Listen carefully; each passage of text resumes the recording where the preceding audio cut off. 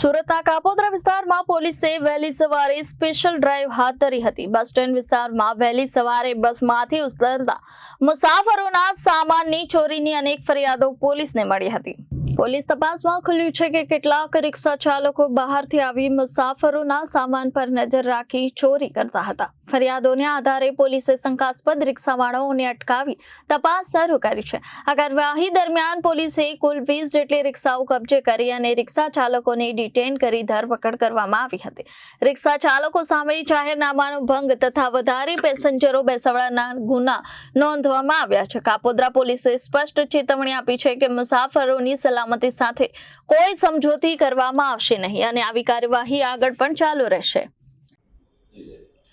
સુરત શહેરમાં કામરેજ વિસ્તારથી લઈ અને ગરનાળા સુધી વરાછા રોડ આવેલો છે, જે સુરતનો સૌથી લાંબો રોડ છે, જેની ઉપર વહેલી સવારે ઘણી બધી લક્ઝરી બસો આવતી હોય છે અને પેસેન્જરો ઉતરતા હોય છે અને પોતાના ઘરે જતા હોય છે અને મોટા પ્રમાણમાં ઓટો રિક્ષાઓ સવારમાં આ રોડ ઉપર ચાલતી હોય છે।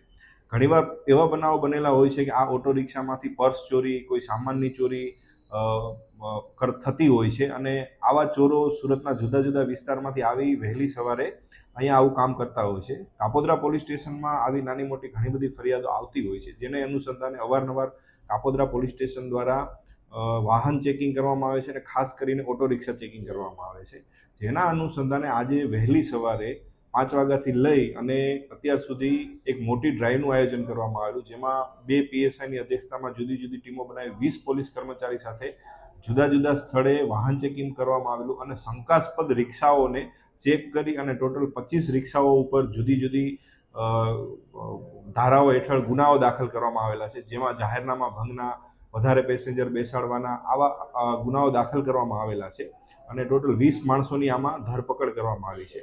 અને અમે જાહેર જનતાને કાપોદ્રા પોલીસ સ્ટેશન તરફથી વિનંતી કરી છે કે ઘણીવાર એવું બનતું હોય છે કે આ રિક્ષામાં નાની મોટી ચોરી થતું હોય છે તો પોલીસ સ્ટેશન સુધી માણસો પહોંચતા નથી। અમારી એવી વિનંતી છે કે આવું નાનામાં નાની વસ્તુ બને તો પોલીસ સ્ટેશન સુધી આપ પહોંચો અને પોલીસને ફરિયાદ કરો। Bureau report Janadesh news Surat.